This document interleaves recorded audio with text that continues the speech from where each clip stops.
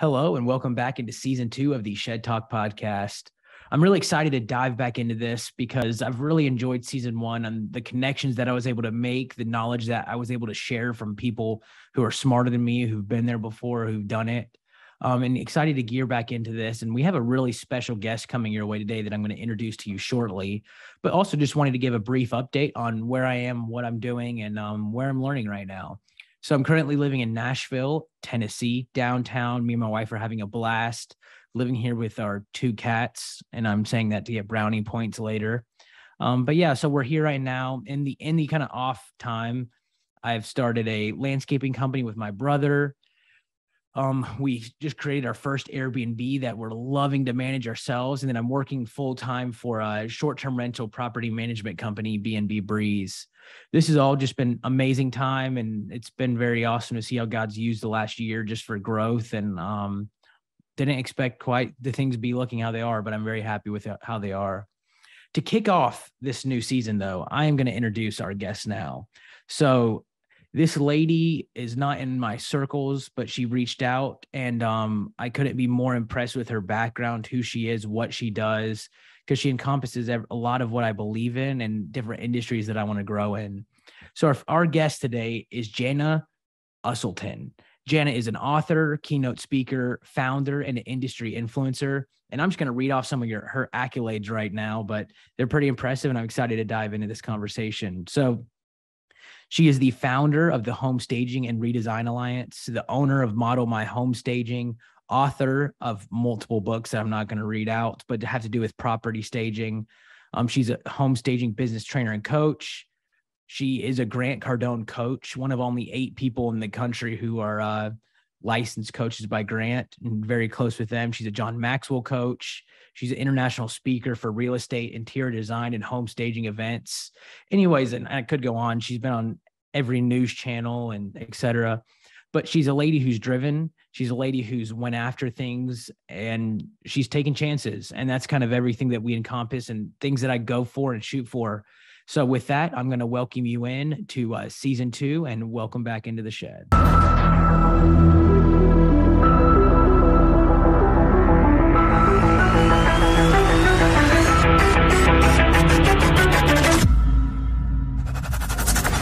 You are listening to the Shed Talk podcast, where we discuss topics on business, leadership, fitness, and community to help you all learn and grow in all areas of life. This is your host, AJ Raber. Welcome in. So thanks for coming on, Jana. I'm excited to dig into this. Well, I cannot wait. If we can help inspire, encourage, or tell people what not to do from our experience, then it's all worth it. Yep. And that's one of the goals, is if we can learn from everybody else's mistakes, we don't have to make as much of our own. That's right. Before we kind of get started into you, I'm going to put you on the spot here. Who is the most in your journey so far, the most influential person or person that you've looked up to so far? Oh gosh. Well, that's a great question. I think I did not see myself as a business owner getting out of college. We just think about, we got to get a job, right? Mm-hmm. So looking back into the entrepreneurial part of my life, for sure, my dad, my father, who, 12 people at his high school in Paris, Texas, right outside of Paris, Texas. And by default, went into the business of working with someone else, a welder, got dropped a business literally in his hands and turned it into a 7-figure business. Wow. And so no college degree, right? Just high school, and let's go. And what's interesting is those 12 people, over half of them are 7-figure, multi-7-figure earners. I'm like, who were their teachers? What was going on in that school? The odds were amazing. So I just look back, and my dad is definitely my inspiration. Nice. So does that mean that we're going to have to all raise our kids in Paris, Texas? Maybe so. There's some, actually, the school doesn't exist anymore, but I'm telling you, there was something about the hard work, the ethics. Somebody did something. I don't know if it was a teacher or what, but it stuck. And the principles he's lived his life, which is still alive today, it's amazing. He does not give up. He's a hard worker, and he's the epitome of, if you want to make it happen, you can do anything. Well, that's awesome, because it looks like you took that to heart. Oh, yes. So actually, let's transition right into there. Tell me a little bit about yourself, what you're involved in, and give some of the listeners a little bit of background about yourself. Absolutely. It was that transition from an employee working corporate America to, wow, I have a problem in real estate. We have a home that is not selling. And actually, I'll back up. We bought a home on an auction site, and then we had 60 days to move. It looked amazing. We immediately had an offer. That offer fell through. We had already moved out. Now we're paying 2 mortgages. So my stress was actually a problem solve that started the journey of my entrepreneurship. I learned about what staging was. We staged that home, had 2 offers in 2 weeks. And I thought, who else is having this problem? And how can I help them solve that problem too? And that was 2002. The business was born. Recruited my best friend. We hit the town. We started working with realtors that had listings that were not moving. And we started staging those, and they were seeing the same results. Now, were you usually coming to listings that were almost dead, or were you ever staging homes from the start at that point? Well, I think it was a defensive move. We were seeing homes on the market that were stale. One of my mentors today was one of our clients back then as a realtor. But then, of course, offense is the best move, right? You want to get those homes before they go on the market. And that came to be once realtors started working with us and we started moving their inventory that was stale. Then they called us on the front end. So it was defense, and then it moved offense. Now, how'd you move out of that on the just staging homes for listings into the short-term rental space? And are you in both currently? Yes, currently. I mean, the beauty was in those early days, we really didn't have a mentor company or a coach to help us in this industry. It was a new industry. I had initial training, but it was pretty much, let's go, let's work while the kids are in school. And we started helping people, figuring it out. What was our business model going to be? And all of a sudden, fast forward, we have helped over 8,000 properties sell and counting. And that business runs without me. It's called Model My Home. We have an incredible team of 15. And we started getting the build it and they will come. That was the model for getting into short-term rental. And really it happened back to my dad and mom in Paris, Texas. They had a cabin. And I said, you guys should do short-term rental. We didn't know what short-term, the term. And that was 7 years ago. That has now become their retirement. They have one property and it just cash flows. It is a cash flow, cash cow for them. My husband and I started getting into the business about 3+ years ago. We turned our own home here in the Dallas area. It took me 6 months to clean it out. The kids had moved out, big home, pool, sleeps 12. And that we got it producing. We moved into an apartment. We thought we'll just kind of go back and forth. Let's get an apartment. We can do this in as well. Well, we couldn't. We found out in that apartment. We ended up staying there because the good news is that our property rented out so much and it was earning $8,000 to $10,000 a month cash flow. And so we were a good 50-60% profit on that. So we were living for free and being able to have that home appreciate and do some refis on it as well. So that's kind of been our strategy of getting into it. And then of course, from there, it was the multiplier effect. Nice. Me and my wife actually did the same thing where our first house, we converted to an Airbnb. Yeah. So that was fun because you're living there, you have time to slowly move on. And it's actually an easy thing somebody can do is once you have your primary house, you already have a primary house loan, you don't have to get an investment loan and just work on it. And so we've actually moved since then and that thing's killing it back home. And it's definitely, we're looking for our next, but wanted to, how you said the statement, build it and they will come. Yes. I'm reading a book actually with one of my friends. Have Book Direct Playbook? I don't. There's a book. Gotcha. So there's a book called Book Direct Playbook by Mark Simpson. And it's one of the holy grails when it comes to direct bookings on OTA, short-term rentals. And one of the things that we're talking about right now is everybody thinks build it and they will come, but coming up with actual niche strategies for each home and not just have the same family home that construction workers are going to use.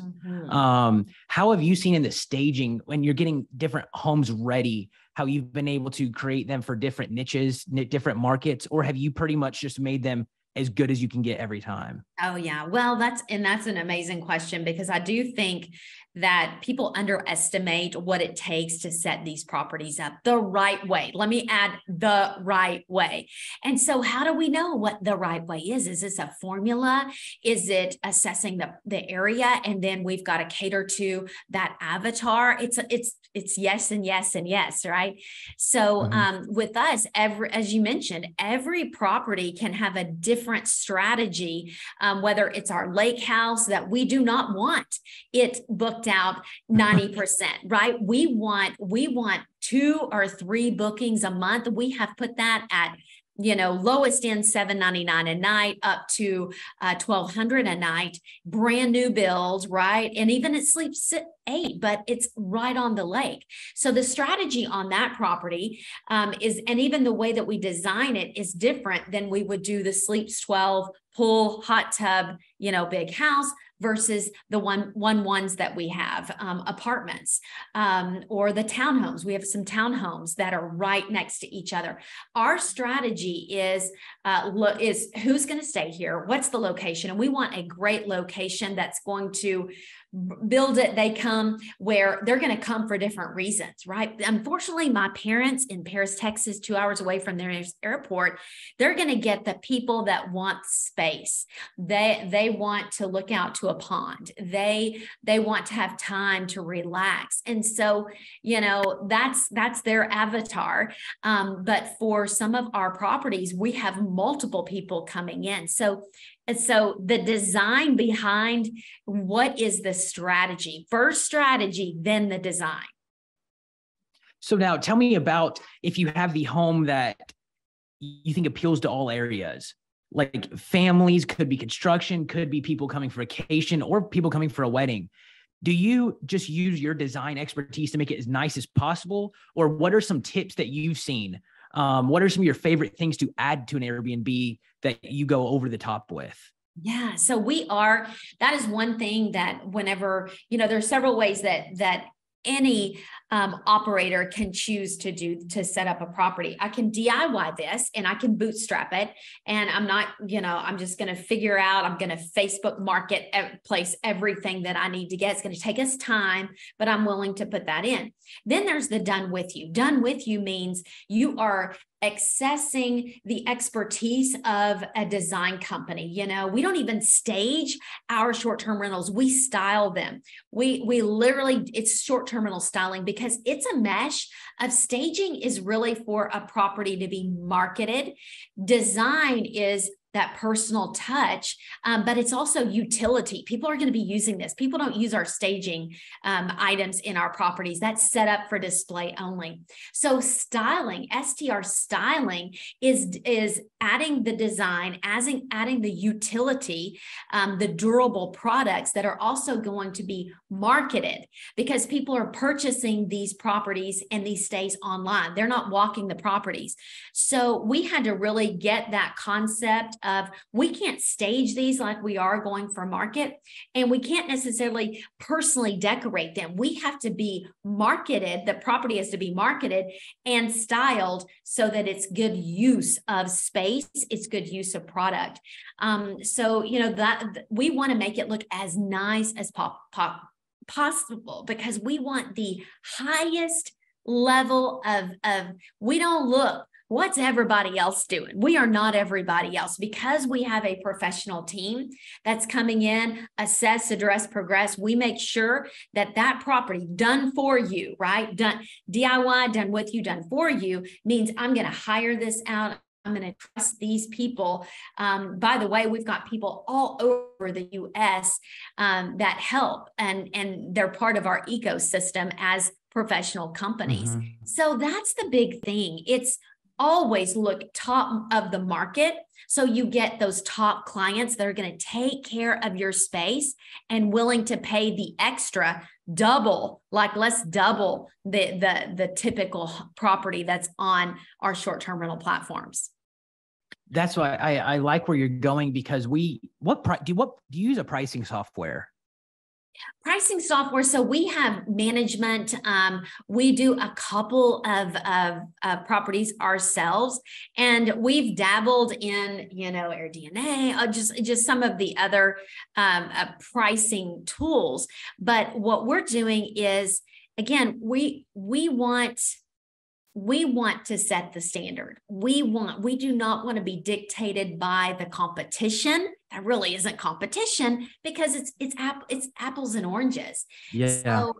So we really try to handle that. And when we work with our management companies, we let them to know we're not looking at comp to set our pricing, and we're going to raise, of course, when demand is high, and but our average is almost double what the average is of others in the marketplace. That's what I like where you're going with that, because when you pull comp sets on those pricing softwares and you're looking at average 3 2s in areas, average 6 2s, you would think like there's a 4.2 for $100 a night going right now. Ridiculous. There's no way. And so we've been under the huge impression that's the properties that we're going with. If you design your property the right way, screw the comp sets. Exactly. And we've been able to see that. There's one guy that I work with has a shipping container Airbnb up in North Carolina. It's killing it. And if you look at the comp sets compared to what a 1-bedroom, 500 square foot place should be, it's unreal. But because of the time they've put into creating a space that you'd have to go to Arizona for, that's why the Green Creek Shipyard is just doing unreal. It's hard to beat apples to apples. You really can't. You can't. Every home and every experience is unique. We should look at comps to know, but we should not let them dictate. If you are doing this at the top tier level, you just know the information, but it does not dictate your decisions. Yeah. So what are 5 standard things you do in every home that you design? Yeah, that's and great. It doesn't have to be 5, but like anything we can go on and on and on. And the good news is I don't have to do this anymore. It is fun, but we have developed teams that they're such experts at this, but we do have the principles. Principles go into know what that avatar is looking for. We talk about the musts that every property needs, the wants that every guest is going to want to have, and then the desires. So must, wants, and desires. It's literally like the desires are the wow factor. I cannot believe they have X, a waffle station, right? Like I want a coffee station, and now that's kind of a must, but right. So you're looking at what do we do to totally next level the game here? And again, you can't compare homes and properties and experiences. So the musts are, for sure, the bed has to be a great experience. And so we're using toppers, we're using the Sealy Cloud. We're making sure this is an incredible experience for them to get a good night's rest. The wants, like an example of a want is full-length mirrors in the bedrooms. People look and see what your best experience at the hotel is. What does that hotel room have? They're going to not only have the mirror in the bathroom, they're going to probably have a round mirror over a vanity type desk, right? That's another combo space that we'll do. So the women can put their makeup on, but then also we've got a full length somewhere, ideally in a master, or, some people will do it maybe in the entry or in the heart of the home, but we want to see, how do we look? How does this look? So you've got to add the mirrors. Mirrors are definitely, they reflect a great view, but they also are there for confidence. They're a confidence builder. And so they're double value there. Everybody has to have the workspace. And what I love about this must to want is now we get to play around with the workspace. Is this going to be literally a thin sofa table right under the main TV that can dual purpose as a screen for my computer that I can, share screen to. So we've got to have that dedicated, and not just one workspace. If you're a 3-2, you need to have 2 workspaces, right? So we're really looking at how that looks. We want outdoor space. We want, even if it's to sit, to have coffee, they may not even do it, but just give them a good view and a good workspace. So when we're going into apartments, we want to know, where's the unit? What is the view of the unit? Do we have a patio? Do we have something that we can take those pictures, those hero shots of, and it's going to capture them immediately? And you got to have fun. Have some, if you can't afford the pool table, have the game area, have a zones. Think about the zones. Their stats will show homes that have games, that have a game area, are going to rent more and for more. So you got to think about that. They may never even play, but they know it's there. What's your favorite games out of you can do ping pong table, foosball, pool table, card games? What are some of your go-tos? So we're always looking at 2 factors when we are placing, when we're deciding, okay, what's a good sleeper sofa? What's a good X, fill in the blank. We want to know what is like a ping pong table, great, but how sturdy, how durable, how many times are we going to have to fix that versus a pool table? Pool table is going to be more sustainable. And even as we look at what's the game that you've got, that Foosball. So foosball, great game, but guess what? What happens when the ball loses? And how many balls do we have to have extra? And then the little, the poles are stuck out. That's a hazard. So we're looking, how safe is it? How durable is it? And how many times are we going to have to replace and repair? So I would think a pool table wins. Now it's going to take you X number of people to put in. But it's more, it trumps other type of tables. We're not putting puzzles in. We're not putting in, if we're selecting games, okay, we can have a game that if one piece gets lost, then you could still play the game, right? Not like card decks, you lose something. It's tough. So you're really just looking at the durability and the utility. Utility has to be part of the play when we're setting up short-term rentals. Is this going to be a problem in the future, right? Is it going to be a hazard in the future? And then that helps us know this might be a first choice, but it doesn't make sense when we put it through the questions. And that's great, thinking about it's not just how it works now. How is it going to be working in 3 years or 5 years or so? And with that, I heard you say waffle iron earlier, which is kind of funny because we've heard the kick. I have a waffle iron in my house. My father-in-law has one in his house. It's becoming everywhere now, besides a waffle iron, because that one's taken. Right. What is your favorite under $50 to $100 small item that could make it into a review? Yeah, people for sure, the blender has gotten on the must because they're probably doing mixed drinks, right? But can you next level the blender? Can you next level the coffee? Instead of the Keurig, let's go Nespresso, right? Let's figure out how do we wow. And then of course the Ninja, the pressure cookers, the air fryer, those are just wows. And we may not put that in a one bedroom apartment because of space, but you better believe it. We're going to do that. We're going to deck out the lake house. Anybody that's paying $300, $400, $500 plus a night, they're going to expect some of, now their wants become musts. And so it just depends on the property and then how much space you have, but go next level. Like, how do you lux up besides the standards? And we've got tricks of the trade there, but I would say for sure, getting into, if the rice cooker and something can dual purpose as a pressure cooker into a rice cooker, those things are great. I would pick that pressure cooker for sure. Gotcha. And if I did define everything you're saying so far, it's how do we wow? How do we wow? How do we wow? when we come to designing a new home. And now there's certain homes that are just location-based homes. Yes. Like you don't have to wow those quite as much.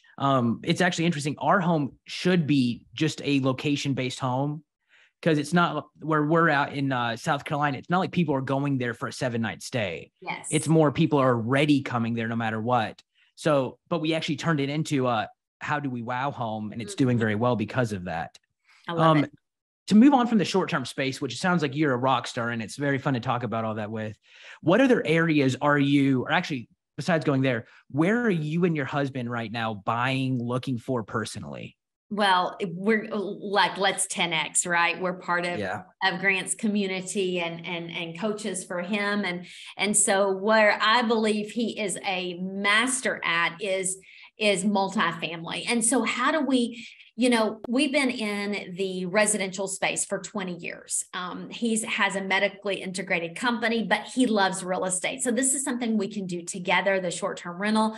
But how do we now multiply instead of addition through residential? Let's go multiplication. And so how many doors can we secure? Because as we know, even as short-term rental operators, there's so much red tape. How do we get in these apartments? They're literally tearing down a Class A property right here by American Airlines to go scale. They have figured out, we can do it, play pretty good game, or we can literally 10X this thing. And so going into this strategy of multifamily ownership, right? Ownership. So we're in almost 600 doors as partners.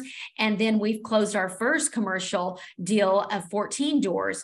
And now are transitioning. We have 2 of them as short-term rentals, and we'll be doing another one within the next 2 weeks. And those are 3Xing our typical long-term tenants and what we would be earning.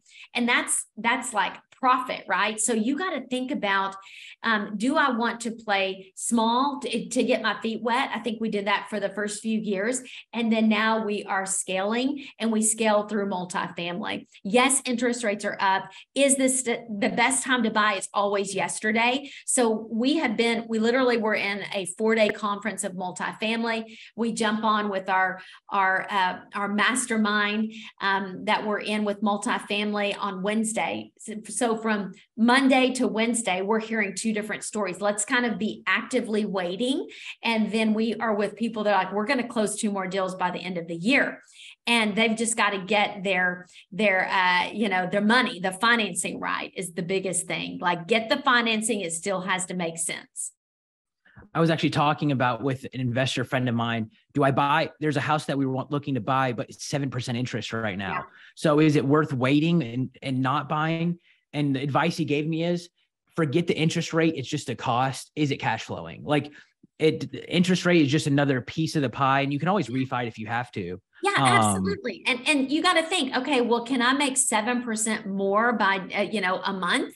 And that's going to cover it, right? So it is a wash. When you look at it, you're like, heck yes, I can do that. That's another 1 to 2 nights rental. Like, yes, I can do that. No problem.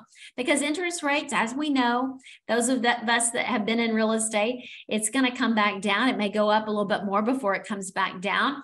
But at the end of the day, there are too many people. It's like, right, you fight, you flight, or you freeze.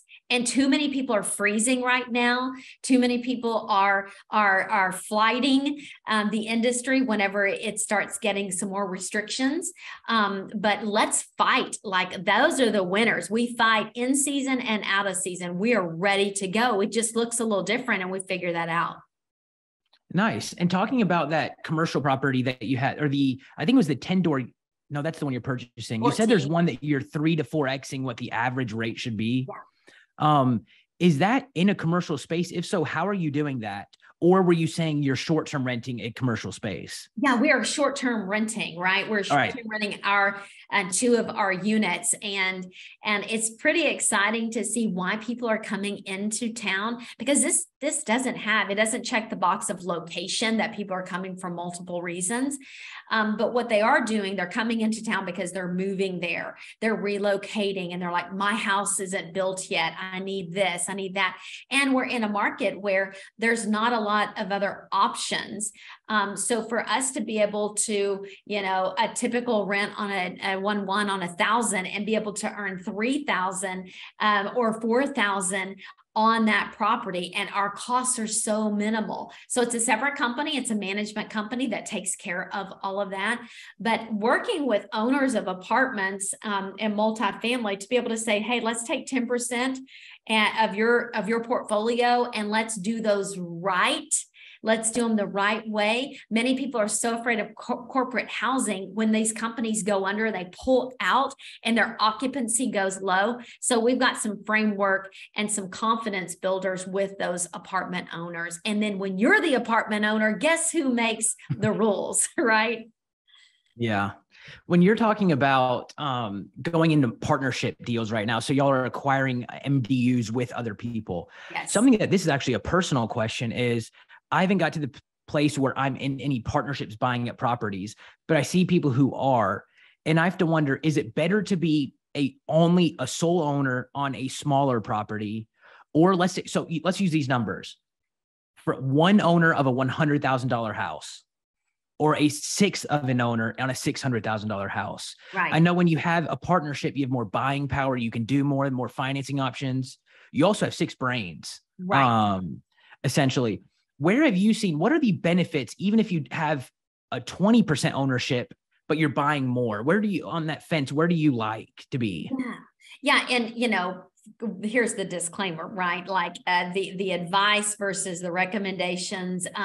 So I can only speak from our experience, but you're absolutely right. The bigger the group, the bigger your purchase power can be, which is nice in a higher interest rate. But the smaller deals, like in the 14 doors, there's only us and another couple. We didn't have to syndicate and call for capital and all of those things. So if you're looking at a single family, I would for sure one owner $100,000 home, right? But what I might do on the $600K home is have 3 GPs, general partners, and 3 LPs, limited partners. So these are the silent partners that are popping up money. And these are the people that are in control of the deal. And maybe then what are the superpowers of each of those 3, right? Who's finding the deal, who's raising capital, and maybe they're also go over any rehab that needs to happen. And then you've got one person that's over the management of it. So everybody has their role. When you get 6 cooks in a small kitchen, it's a lot of crazy, right? So your 6 people go buy this $9 million deal and have 6 GPs and have another 6 as LPs. So just think about how small the kitchen is, what are the decisions that need to make, and what is everybody's superpower so you're not stepping over each other. Nice. Where is your input on this? When you say everybody has their own superpower. Yes. When they're in partnerships, obviously you come from design, you can see, you can feel, you can think about that. Where is, quote unquote, your superpower when you're in these groups? Yeah, the group, I'm a deal finder. So now commercial, totally different than residential. We also have our license, so we can go on MLS, find deals. We also have at any given time, 100 plus homes out in the market stage, ready to sell. Well, what happens if that sale doesn't come through like we can experience these months and the months to come? Well, how about we stage the rest of the rooms and we co-host with you, right? And so finding opportunities, I think, are huge. So I love to find deals. I love to find, what is a great deal, not only pen to paper, and the math makes sense, the numbers make sense, but the location. And is this class A? Even when you think about residential, I'm like, is this a B, C, or D? A D is a dog. A C is like old and maybe not the right area. A B, pretty good area. It's not too old. And A, newer, best area. So you can literally label the properties and be able to say, okay, now I need to find someone that can do the math. That literally, I think it's a good deal, my superpower, but I need you to do the due diligence and make sure that you're running numbers. What does this look like today, tomorrow, and 5 years to come? So some people, that is their superpower. They absolutely love to run the numbers and do the math, the napkin math on it. And I know enough to be dangerous, but I know it's not my superpower. Then we roll back in. When we say yes, we then style it it's ready for first date. It looks phenomenal, and it's going to attract those top tier people that are going to take care of it. It's nice having your background that you do and having the staging companies and certain of those assets that help even in other business ventures. Absolutely. I heard you say earlier you're a Cardone certified coach or whatever that is. Tell me a little bit about that and what that means and how you got that. Yeah, so we're probably 5 years in the Cardone community. Elena was our speaker last year at our conference, our real estate conference here in Dallas, and amazing, like she's phenomenal. So sometimes people see Grant and, love him, hate him, like he tells it like it is. And once you get beyond the brand and you actually get to meet their ecosystem, like we've been to headquarters in Miami, I've lost count, 20 plus times. We are licensees, and which means that we can train off of their information. And then we are one of now 8 certified coaches. And it's a brand new program that, 100 plus people go for, and we landed in 8. So in the top 8, and it nice. Allows us, right, to just continue to carry his message within the business world. So that's sales, marketing, all the things that people are looking for. And we're also John Maxwell coaches. So that leadership from John, and then the, go big from Grant, those two for us has been some incredible mentorship that we're gleaning from. I've noticed like certain of those guys can be, a lot of people are turned off by the big, bold social media presence. But I also look at to become that, why would somebody want to pay you for you to tell them tips? Is it because you're in the same shoes as them? No, they want to pay somebody who's doing something that they're not. Absolutely. And so I've noticed that recently. Speaking of, you're in a million things right now, and you've done a million things, and it sounds like you love doing that. It's a game and it's awesome. How do you find free time to do something that's not businessly productive? Yes. Well, I do look, we all have the 24/7, right? And so if my office is 30 minutes away, well, I can get 30 minutes back in the day without traffic, right? 30, that's another hour back in my day that I can put in an hour of work, or 5 hours of work. And then we walk down to go eat with, the husband, and we get to go to the farmer's market, and we're going to Paris today to see my family, and, nieces and nephews, watching them play their sports this weekend. We're part of ownership in some developments in Mexico. So we'll go there 3 to 5 times. We'll actually we'll go there, and then we will have a mastermind where we bring our top tier clients in. So we have vacation plus learning that we divide out the weeks of. And so we're really trying, it's like one big life. It's not about an 8 to 5. It's not about working, 80 hours a week for the grind. We have our Sabbath on Sunday and get to, enjoy that refueling. So you got to say, where am I refueling? But then where am I giving? And what is my peak time? What is my peak time is in the mornings.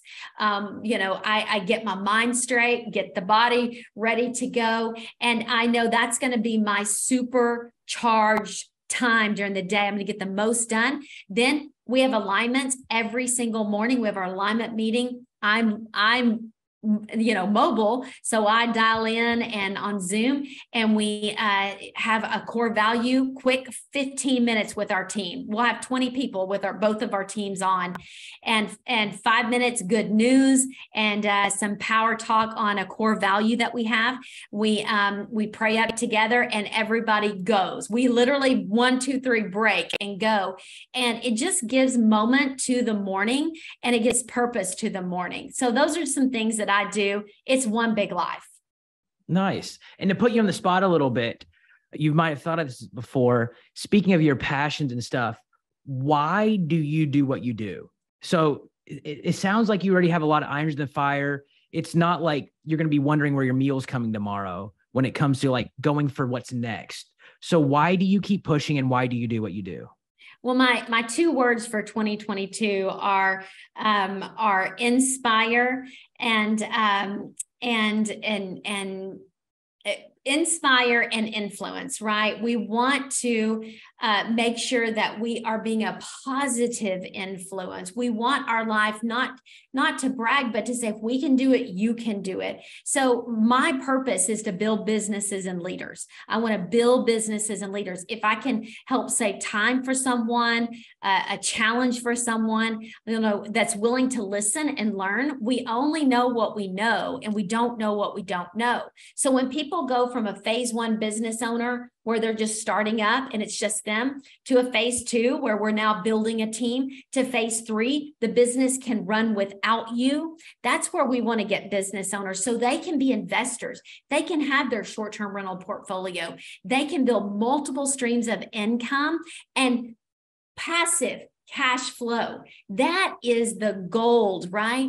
And then it allows us to have the freedom to do our passions, give back, help others. That's what it is, building businesses and leaders so they can have multiple streams of income and live their legacy. Incredible. And with that, I saw on your site that one thing you speak on is kingdom-minded business. Yes. Can you give me a definition of what that means to you and what you mean? Yeah, kingdom-minded to us is, I said we're faith-based, and it's all about making a difference. We make a difference in people's lives, not just by what we do, but how we conduct ourselves, the encouragement we give them. So everything that we do, I dedicated this company to God when I started. I said, this is not my company. I do not allow people to say, I work for Jana. Nobody works for me. This company is just a conduit. It's a conduit to help other people. So I believe we are ministry in the marketplace. I believe what we do, if we can help somebody get beyond a stressful situation of selling a home, or help put time back into their day by staging their STR, styling their STR, then it allows us to make a difference in their lives. And we may give an encouraging word, but we want integrity in what we do. And we just want to be kingdom-minded. It's bigger than the paycheck. It's bigger than what we want, bigger than we can ask or think. So I think that is huge, is it's our puzzle piece in this world. And hopefully people are different. They're better working with us than not working with us at all. I like how you said this is a conduit. I've never thought about it that way, but your business, dedicating the business to God when you started. I like to think about things I'm involved in is just the visual images, an open hand with everything I have. Yes. Like if you want me to go here, I'll go here. If you want me to give here, I'll give here, but just let me be an open hand and distribute and grow and learn where you want me to. And I've seen blessings in that. And also I've learned a lot through it. It's kind of interesting to see, even when you say kingdom-minded business, there's a lot of kingdom-minded business practices that non-believers do, and they work. Mm-hmm. If you go look at some of these huge CEOs that are very much walking on their own, but they follow good principles. So that's been interesting to see on like, why are they the blessings that they've received, but they're using some of those practices way better than we are. Right. It's true. So yeah. And we don't know. I mean, there's story after story in the Bible that someone was blessed because someone in their ecosystem, they're actually blessed because it is fruit of somebody else's labor or something. And we just don't know that story of where that root cause was. But you're right. Principles are principles. Best practices are best practices. And for me, running a book or running my business by the book, those are the best principles ever. Speaking of books, last thing I'll have you here before we hang up on here. You wrote books. I've seen that. So on your website, I've seen 3. Are those the 3 that you've written, or are there others? Or is that? Yeah. So we have, of course, Homestaging by the Book. We have Listing Your Luxury Property. The book that is coming next is Exponential Leadership. And it is about the X factor by the way, X, we say Xmas or X factor. That is God. That X stands for God. We don't even realize it, but the X factor, exponential. And the next book that we will be publishing is Business Without You. We want to teach people to build a business, but at the end of the day, if that business can't run without you, it's not a true business. If heaven forbid something happened to me, my businesses are set up to still go on beyond me, and they can be passive income. They can still generate, they can still help people because I haven't handcuffed myself to the business. So I believe that's going to be the best book. Exponential Leadership is awesome, but I think Business Without You, so many people need that message. Well, I'm excited I'm in stages where I'm learning that, shooting for it. So I'm excited to read it when it comes out. And I can't thank you enough for coming on here. And it's been an honor to talk about you, your life, where you're headed. You feel joy coming out of you when you're talking about all this. So I really appreciate you coming on today. Well, thank you, AJ. And kudos to you for getting messages out, interviewing people for inspiration. And you got, what is your next goal? I want to know, what is your goal what's a good goal for 2023? Focus. So It's actually a word over this year is I can be a visionary where I have my eye on 1,000 prizes, and then I end up doing 25% of all of them. Yes. And so leading up to this year, that's an interesting question. It's something I've been thinking about a lot lately. I had a big goal sheet on a whiteboard that were any different period of goals, marked all of them off. And it was kind of what's next. And I was looking what's next to start, what's next to buy, what's next to do this. And a guy actually told me one word that he had for me was focus, follow one course until successful. There you go. So even on the side back home, I have a landscaping business that it's now running without me, but I didn't want to just leave it there and think about what's next. It's focusing on growing the property management company that I'm with, growing what I have instead of looking for what's next. Now, I don't have a specific goal on what that's for at the moment, but refocusing on what I have and growing what I have before looking for what's next. I love that. That's great. Well, I appreciate it. I will let you go now. And this episode will be airing in probably a week or two. And I really appreciate it and look forward to reading your book when it comes out. Pleasure to meet you. Thank you so much. Thank you, Jana.